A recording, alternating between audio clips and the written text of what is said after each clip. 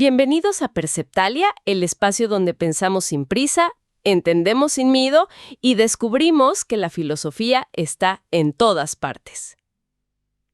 Qué gusto estar aquí.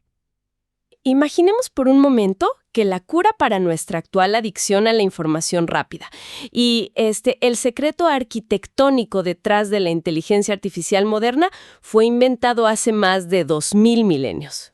Así es, por un hombre que caminaba descalzo por Atenas y que juraba no saber absolutamente nada.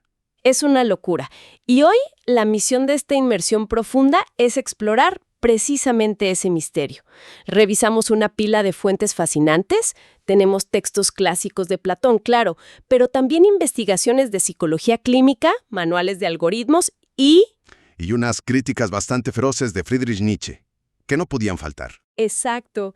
Bueno, vamos a desempacar esto, porque para entender este impacto moderno, primero tenemos que viajar a las calles de la antigua Grecia. Y la historia arranca con una declaración oficial, digamos, muy atrevida. El oráculo de Delfos declaró que Sócrates era el hombre más sabio de toda Grecia. Sí, que por cierto, las fuentes mencionan que esto fue a petición de un amigo suyo, un tal Querofonte. Ándale. Y lo interesante es la reacción de Sócrates. Quedó genuinamente desconcertado. Él sentía que no sabía nada sobre el universo o la política. Ajá, y tras mucho reflexionar, llegó a esta conclusión paradójica de que el oráculo tenía razón solo porque él era el único consciente de su propia ignorancia. El famoso «solo sé que no sé nada». Lo fascinante aquí es que esa postura no era falsa modestia. Era el motor de todo un sistema con dos fases. La primera es la ironía socrática. O sea, hacerse el ignorante. Exactamente. Se acercaba a las autoridades de su tiempo, a los sabios, y les hacía preguntas aparentemente sencillas. Les decía, por ejemplo, ¿qué es exactamente la justicia?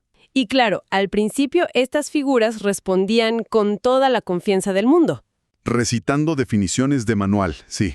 Pero Sócrates empezaba con una cadena implacable de preguntas hasta mostrarles sus contradicciones lógicas. Los llevaba a un estado que llamaban aporía. La aporía, ese callejón sin salida mental. Que suena muy académico, pero todos lo vivimos. Como la sensación actual de creer que uno entiende cómo funciona algo cotidiano, digamos, el wifi de la casa. Claro, uno jura que sabe qué es el wifi. Totalmente. Pero si un ingeniero nos pide explicar el proceso paso a paso, desde que el cable entra a la casa hasta el teléfono, pues a la tercera pregunta la ilusión se derrumba. La mente en blanco. Y el porqué filosófico de esa incomodidad es clave. Sócrates no lo hacía solo por humillar a la élite. Aunque así lo percibían muchos. Sí, y por eso lo condenaron. Pero la intención era que reconocer ese no saber es el requisito indispensable para que nazca el pensamiento. Un vaso lleno no puede recibir agua nueva. Claro, pero dejar a alguien súper confundido y marcharse no suena muy educativo. Ahí entra la segunda fase, la mayéutica. Que tiene un origen muy terrenal. Mayéutica viene del arte de la partería. Porque su madre, Fenareta, era comadrona. Exacto. Sócrates decía que él no daba a luz conocimiento nuevo para entregarlo, sino que ayudaba a las almas a dar a luz la verdad que ya llevaban dentro. Es una metáfora preciosa, pero esto plantea una duda. Si la verdad ya está dentro de nosotros, ¿cómo se demuestra en la práctica? Y ahí pasamos a un experimento documentado por Platón en el diálogo Menón. Sócrates quería probar la teoría de la reminiscencia, que aprender es en realidad recordar. Ajá, y para probarlo llama a un joven esclavo que jamás en su vida había recibido educación matemática. Un lienzo en blanco, digamos. Sócrates dibuja un cuadrado en la tierra de 2 por 2 metros, que tiene un área de 4. Y le pide al joven que le diga cómo hacer un cuadrado con exactamente el doble de área, o sea, de 8. Y la reacción del joven es dar una respuesta con esa falsa confianza.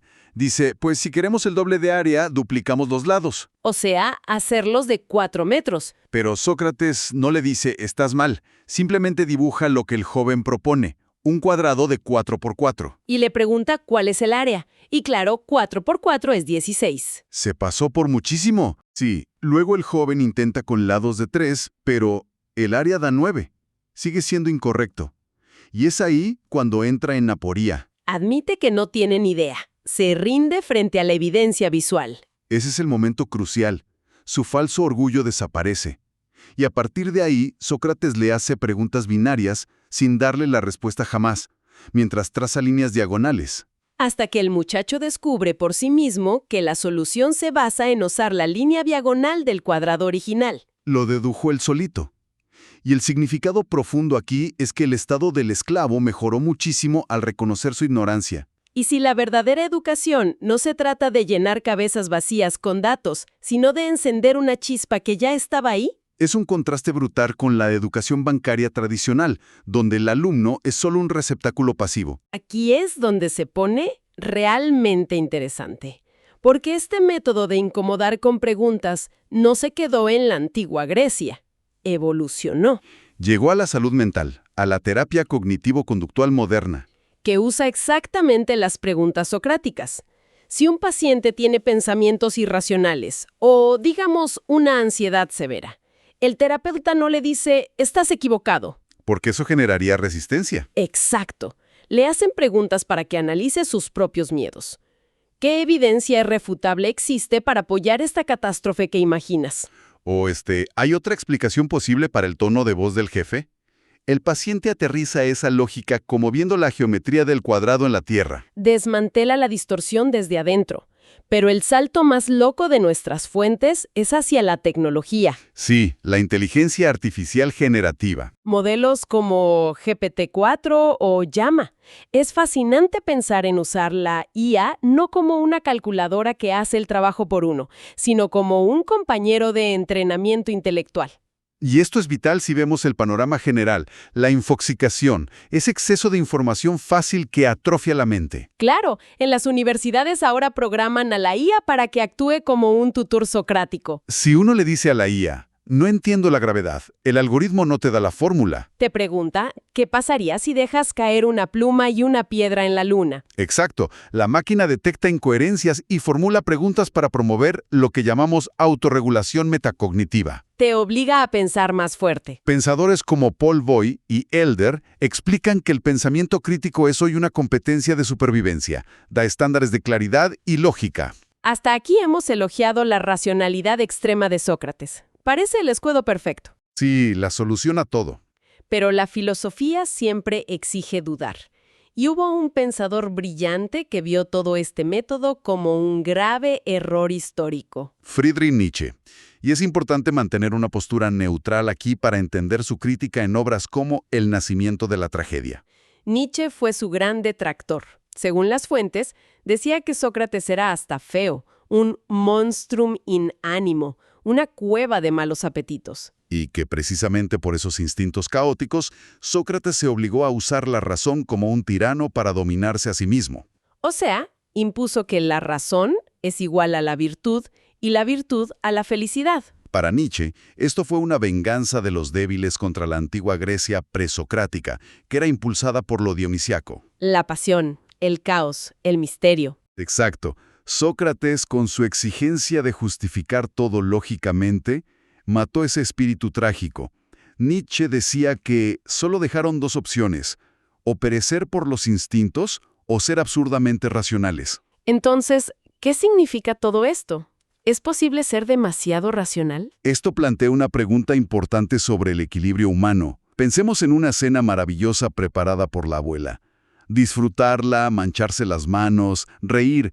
Eso es vivir la experiencia de forma pura e instintiva. Lo dionisiaco, claro. Pero si uno sobreanaliza la cena hasta diseccionar el plato geométricamente... Calculando los macronutrientes y la cadena de suministro. Exacto. Entendemos la química de la comida a la perfección, pero le quitamos toda la magia y la alegría de comerla. Es un gran diagnóstico sobre nuestra era. Nietzsche no negaba el poder del intelecto socrático, pero advertía que examinarlo todo destruye la vitalidad, nos quita el asombro. Si Sócrates decía que una vida sin examen no merece ser vivida y Nietzsche advertía que examinarlo todo destruye la experiencia, La sabiduría moderna radica en la flexibilidad. en saber exactamente cuándo desenvainar la espada del pensamiento crítico ante la desinformación y cuándo guardar la mente para permitirnos sentir la vida sin exigirle una explicación lógica a cada respiro. Totalmente de acuerdo. Esto fue Perceptalia, el lugar donde pensar se vuelve un acto de libertad. Si algo de lo conversado hoy invitó a la reflexión, compartan esta inmersión profunda y acompáñenos en la próxima conversación.